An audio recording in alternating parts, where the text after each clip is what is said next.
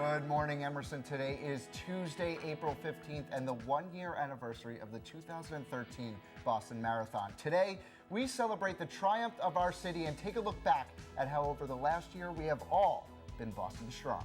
And Sharon Johnson got a chance to talk to Emerson's Spirit Squad. She'll be showing us a couple moves later to rev up our own school spirit later on. Hi, I'm Brittany Gervais. And I'm Mike Canalupo. Welcome to Good Morning, Emerson. Now, pay attention, sports fans. The Bruins have made the playoffs. Yeah, it's not like it's been any real cause for concern in the past. The Bruins have been great all year, real Stanley Cup contenders here, and right. You know what? Now they're ready to face the Detroit Red Wings. Logan Reaver will have more on that story. You know, they're actually the favorites to win the Stanley Cup this year, so let's hope for it. But the MTV Movie Awards were also this week, and it kind of went under the radar a little bit. I don't think anyone really tuned in, but... Yeah, the MTV Movie Awards are usually known for their large displays, but maybe something crazy happened. Christian Mudrick will have more on that. But then, of course, it is the one-year anniversary of the Boston Marathon and the bombing. Me and Mike will be talking about where we were that day, how we think Boston has really grown as a city later on. It's definitely an emotional and hard day for Boston. But with more on the events scheduled for the actual anniversary, here's Bree Baxter.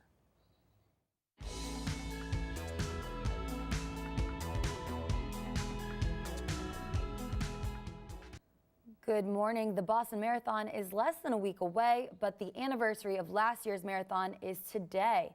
The Boston Athletic Association is holding a tribute today, April 15th, for the victims and others who were affected by the bombings at last year's marathon. Mayor Martin Walsh and Governor Deval Patrick will host the event. Other speakers at the event will be family members of the affected and first responders. There will be a flag-raising ceremony and a moment of silence at the time that each bombing occurred. The event is at the Heinz Convention Center and is invitation only. Meth has become a widespread problem in the U.S., and a recent case in Hudson, Massachusetts forced over 100 elderly residents to evacuate an apartment complex. Authorities found what appears to be a meth lab.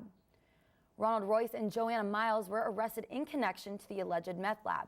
The two are facing charges of possession and manufacturing of methamphetamine. Firefighters discovered a plastic container in the oven that was expanding. Had the container exploded, police say it could have caused a major fire inside the building. This year's Passover turned into a tragic scene in a community outside of Kansas City. A man opened fire on two different Jewish facilities, shooting and killing 3 people. Fraser Glenn Cross has been arrested for the shooting. Witnesses say the man was going up and asking people whether they were Jewish. If they responded yes, he would open fire. One of the victims killed was a doctor and his 14-year-old grandson. Police are investigating it as a possible hate crime, and the FBI is also taking part in the investigation. Moving on to international news, the Ukraine crisis continues to make headlines as the United Nations and Russia struggle to find common ground. Right now in Ukraine, tension between its eastern border and Russia's has intensified, which caused the United Nations Security Council to hold an emergency meeting on Sunday night.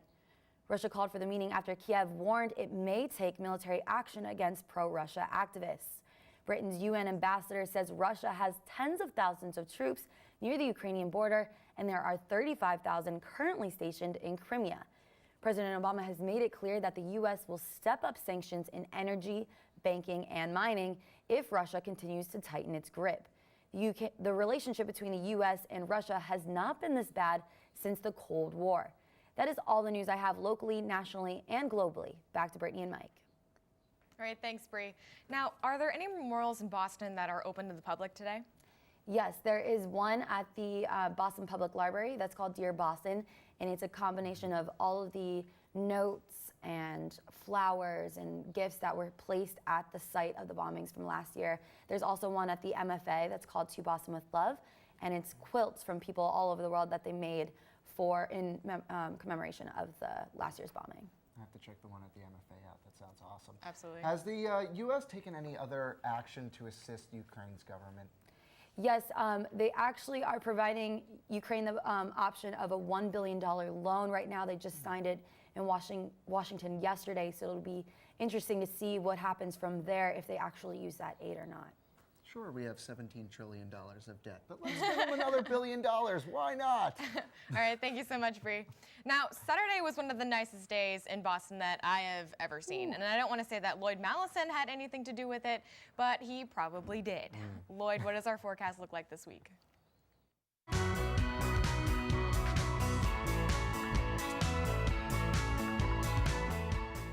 Good morning, guys. Despite the threat of rain on Saturday, I've never been happier to be wrong. We had an absolutely beautiful weekend. I know I was out there on the common like most other people, soaking up as much of that well-needed sunshine as I could. Saw a lot of people wearing their sunburns like a trophy, including myself after class on the common on Monday. This week, while not looking as nice as maybe Saturday, still looks pretty favorable. Today will be a warm 67 degrees, but with a high chance of some afternoon showers, I'm afraid. That'll be a little wet and miserable.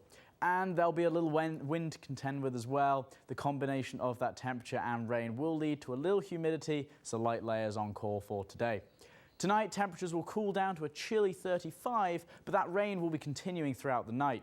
The lower temp should help clear out that humidity, but it is going to be a wet one. And we are going to be having full moon, so it might be best to stay indoors anyway, as Boston is known for its werewolf population. Tomorrow, due to that cooler overnight temperature, we are going to be having a bit of a cooler day with highs of about 49 degrees. There'll be some morning clouds that we should be seeing give way to some nice afternoon sunshine. That should make for a pleasant day out. The 5-day forecast looks like more of the same. Lower temperatures than what we've seen over the past week, sticking around the high 40s, with some AM clouds that should give way to sunshine by the afternoon. Low chances of rain for the remainder of the week, though, which is always good news. Unfortunately, next Saturday isn't looking as fun as this one, with an overcast day on the horizon. So not great news this time, but here's hoping the weather wants to prove me wrong again. That's all I've got for you guys today. Lloyd Mallison, back over to you, Brittany and Mike. Thanks a lot, Lloyd. Now, Brittany, I can't believe it's been a year. It's like, time has gone by so quickly, but it's unbelievable. The 1-year anniversary of the 2013 Boston Marathon. Remember, 4 lives were lost in the bombings. Crystal Campbell, Lindsay Liu, police officer Sean Collier, and of course, 8-year-old Martin Richard. Right. Just an event that shook the nation, and we happened to be just a couple blocks away from it. What was your experience with the marathon? I remember getting a text from all of my friends asking if I was okay, and at that point I had no idea what was going on. So I ran down there, and I know the Beacon was looking to do an article on it. They contacted me, and we actually were at the scene when they were trying to contain the 3rd bomb. And we got into the press conference and saw Governor Deval Patrick talk about it, and the police sort of give their details on what they knew so far.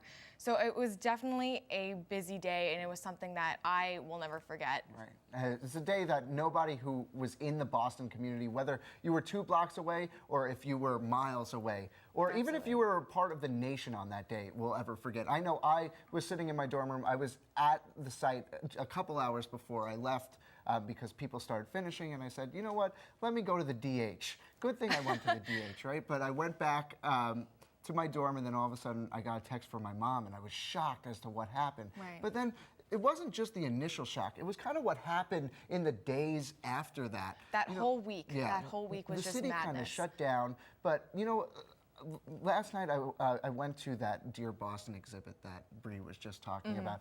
And I have to tell you, it was sunny out. So I was wearing sunglasses, and I wanted to keep the sunglasses on inside because I was so close to crying. I know. It was just, I may not have actually been there, but the city was hurt. Not everybody was injured, but the city as a whole was hurt. And I felt, while just looking at, how the city came together. Absolutely. It was just an just seeing the Boston moment. Police officers and what a great job they've done. Right. I will definitely be remembering that day, but also remembering it as a day where Boston came together and really became Boston strong. Without a doubt. But we're going to take a quick break, but when we come back, Megan O'Brien and Bobby Crawford will be talking to us about taking that next step in publishing their own work. Stay tuned.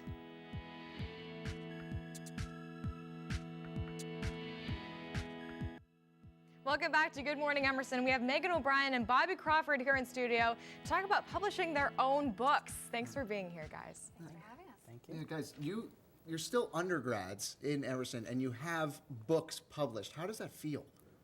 It's a pretty big accomplishment. Pretty amazing thing. Right? Yeah, I mean, you can brush the stuff shoulder a little bit. Yeah, it's amazing. It's a real honor to be chosen.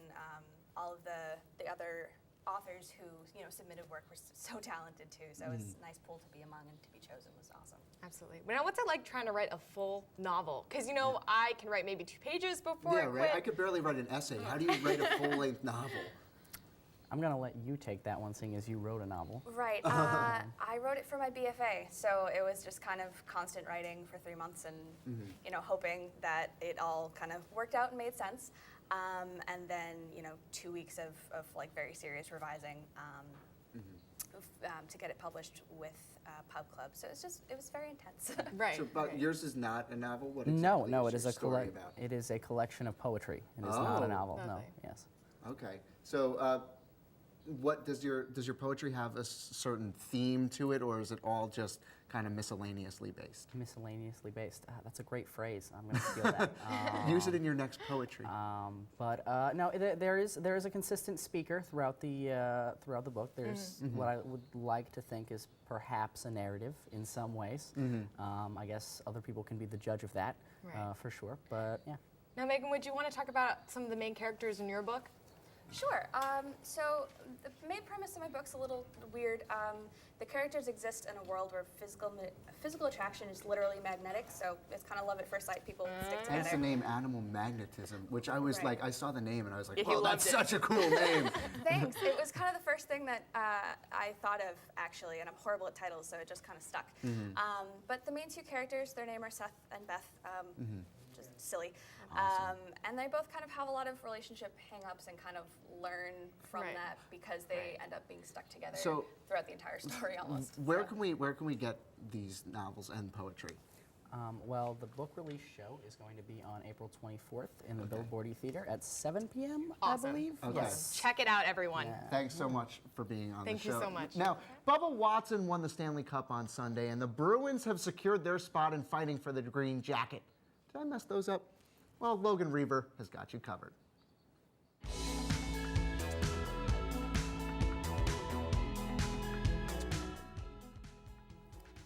Good morning. Hockey's regular season is officially over. The Bruins finished with the best record and are now getting ready to take on the Detroit Red Wings for the first round of the playoffs. Detroit struggled to make the postseason, but are coming off a recent late surge. They are the only team that beat the Bruins 3 out of 4 times this season. But, knock on wood, our Bruins are favorites to make it to the Stanley Cup. We have great news from the Red Sox. Dustin Pedroia's wrist is not broken. This all-star second baseman hurt his wrist during a takeout slide play against the Yankees. He was scratched from Sunday night's game and came back to Boston to get it looked at. Last night, it was reported that there is no structural damage, just inflammation. Pedroia is expected to play against Chicago tonight. Good to have the muddy chicken back there. As if there haven't been enough bad stories involving NFL players, it looks like there is yet another. San Francisco linebacker Aldon Smith was arrested on Sunday at LAX for a false bomb threat. LAPD said that Smith was selected for secondary screening at the airport, and he became belligerent and uncooperative. He then made a comment indicating that he was in possession of a bomb. He was arrested back in September for DUI suspicion and marijuana possession. He was the NFC Defensive Player of the Year in 2012.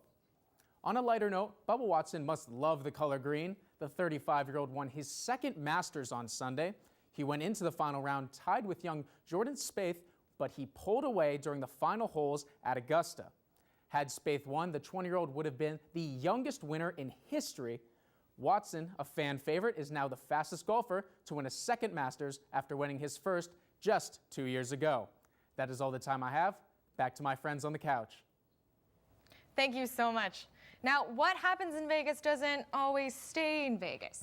That's for sure. 2 GME veterans, Tara Heaslip and James Piccirillo, my favorites, got a chance to spend a week at Sony's National Associations of Broadcasters Conference. Hello, we're both here today at the Las Vegas Convention Center, where we're both representing Sony as 2 of 52 students and representatives who were selected from 20 schools across the nation to showcase next-generation products to hundreds of thousands of potential buyers. As interns, we were each assigned a product to demonstrate to the hundreds of thousands of attendees to see what Sony has to offer. My products are the F55 and the F65 cameras. Both of these cameras are 4K ready studio cameras that could be rolled into any broadcast studio with 4K ready applications. The other products that I work with are the MSU 1000 and 1500, along with the RCP 1000, 1500, and 1530 series. I also am working with a product called the Pan and Scan system off of any 4K camera that Sony provides. This system lets you grab a specific area of the camera frame and export that as another 1080p signal that you can use during your live broadcast. It essentially turns one camera into two cameras at the same time. And mine is the Anycast Touch, an all-in-one live production switcher that has anything you could need for any kind of production. It has video switching, audio mixing, graphic generation, video playback, and it also has camera control, so you can control cameras straight from the switcher. Back to you in the studio. All I heard was a bunch of numbers. Yeah, I mean, haven't you heard of the B3H600? Yeah, the Super Couch 3000. Yeah. Oh, that's my favorite. Those are my favorite. Now, after nearly a decade of being apart, Outcast has made all of our dreams come true at this year's Coachella Festival. Pinch yourselves, people. Christian Mudrick has more on this story. Wow.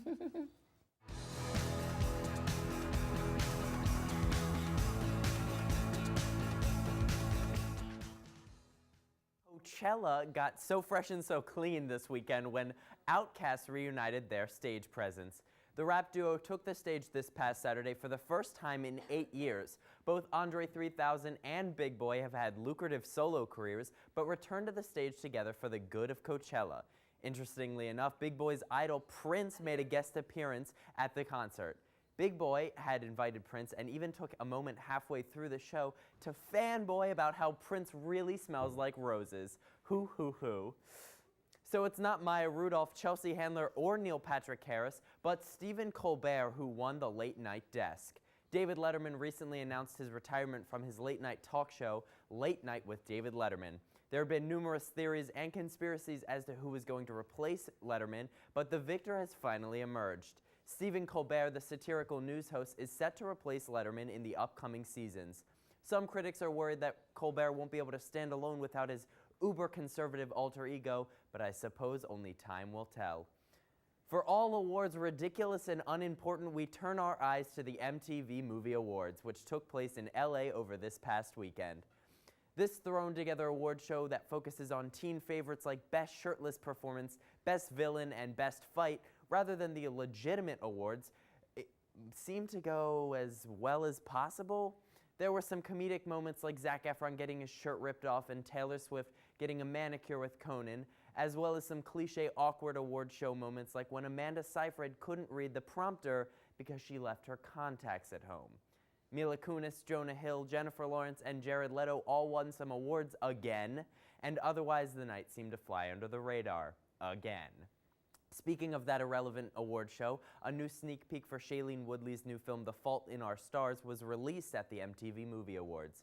The minute-long clip was apparently the first time the two main characters meet. They had some witty banter and fought about the effects of cigarette smoke. Race, take a risk. I don't... Really? That is disgusting. What, do you think that that's cool or something? You just ruined this whole thing. The whole thing? Yes, this whole thing. Oh, man.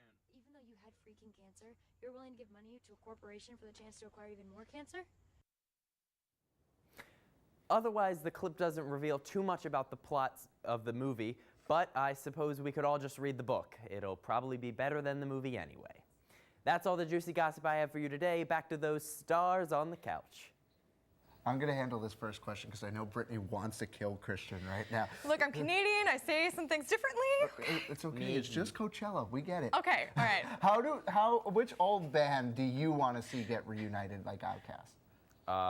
Clearly the Spice Girls. I tell you what I really want to do. Everything.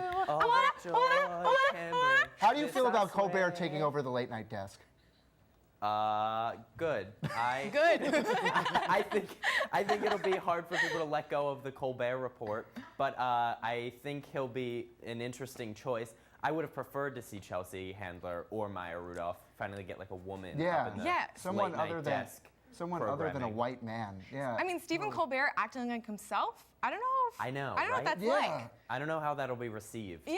And Yeah. I don't know if Will that be I'll funny? like that. And is the show going to be more of just, you know, Stephen Colbert, what he already does on Comedy Central, or is he just going to take over kind of Letterman's shtick? Probably Letterman's shtick. I don't know. Maybe he'll create something new, but I want to check it out. Yeah, definitely. Now get ready to break out your best cartwheel because when we come back, Sharon Johnson will be teaching us how to stay fit with a little help from the Emerson Spirit Squad.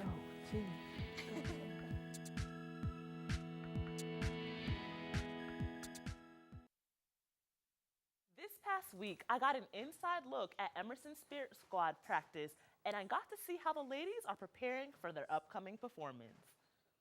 Hey guys, I'm here with Vanessa Desiato, captain of the Emerson Spirit Squad.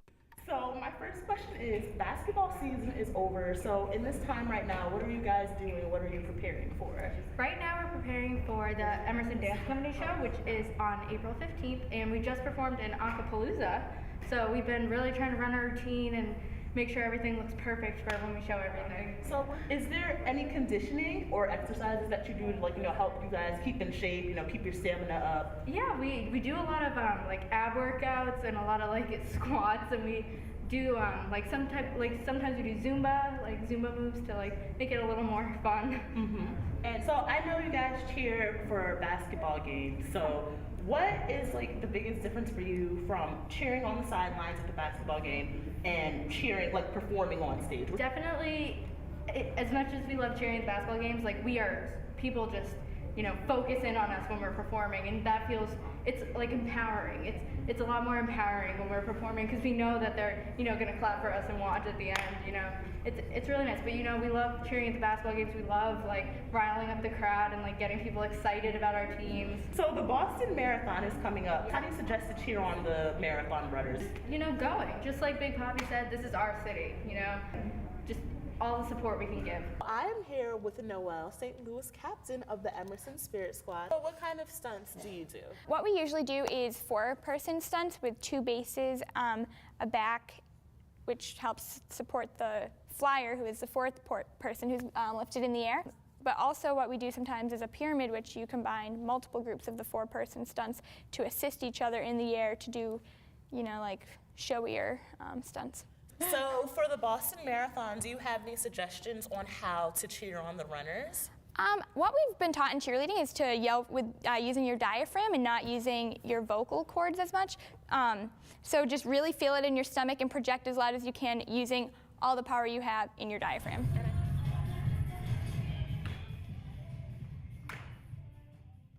Guys, I'm so excited to be here with you today because we're going to talk excited. about my favorite thing, which is cheerleading. Woo! So, to get you team. guys ready to cheer on the marathon runners next week. So, you ready for this? Yeah, I'm without so a ready. doubt. All right. Wait, so will we be cheering or will we be like working out? Like, So we're gonna, at the end, I think I'm gonna teach you guys a cheer to do Okay. at the marathon, but like right now we're gonna work out. Yes. All right. All right. All right. Whew, stretch a little bit. It's gonna be Definitely. intense. All right, so what we're You gonna never do fail first, to disappoint on the intensity meter. Always sore after these. we're gonna do high kicks first. And so high kicks, this is basically just for flexibility, and it's pretty self-explanatory. So, might wanna go slow. That's it, So but then, you do so you a do like couple. one jump and then Yeah, up. so just basically God. trying to get your leg up there, Oh, I think I helping pulled with something. the flexibility. You got it, just Yeah, a little not bit as harder. impressive as you. What? You're like up at your head. I've been doing this for years, Don't try this at home, guys. Don't try this at home. And maybe, try the other leg. All right, you guys got it? Got it? Stretch. Halfway. All right, so the next one, these are jump squats, and this helps us with our stunting when we, lift people into the air because it comes from your thighs, not some of it comes from your arms, but mostly your thighs. And then the gluteus So, maximus also. Exactly. Bikini yes. season, That's Mike. Bikini right. season. We know what's important. So jump squats, what you're gonna do, basically jump, squat, Jump, squat. jump, squat, and you want to try to get deep into the squat so you can feel it in your upper thighs. Oh, All right, yeah. you guys are pretty good on this one. Yeah, you guys we are did great. this one. Oh. All How right. many of these should you do? Just as many What as you I like can. to do at the 100. gym, I like to do about 30, but with weights. So, So Sharon's up at the ante here. Okay. all right, this next one is gonna be a little bit difficult. I remember we tried to do it, before the show. So, you ready for the For the V-ups? Oh, no. I know what these I will are. never be ready for the V-ups, but let's do it. You have to get down on the floor for this one, right? Yes, Yeah. we have to get on the floor. So Guys, don't try this at home. the V-ups, these are for jumps. So when we're doing a toe touch, basically your legs are out. Oh, I'm sorry. What? Your legs are out Wait, let's get like ourselves this there. in the air. Okay. So for what we're gonna do for a V-up, we're gonna lay back and come up. Yeah, I'm not even going to attempt that. Does anybody it. want to try? Nope. Want to try? That's all the time we have for today's show. Let's go, Boston. I'm just going to keep cheering. Just the cheer really fast. All right, so this is the cheer. Here we go, Boston. Here we go. All right. All right. Here we go, Boston. Here we go. Yes, there Here you we go. go, GME, because that's the end of this show. Have Tune a in great again. Tuesday. Tune in again on Thursday. We'll have some live music for you. And some talent going on. So definitely stay tuned. See you guys next week.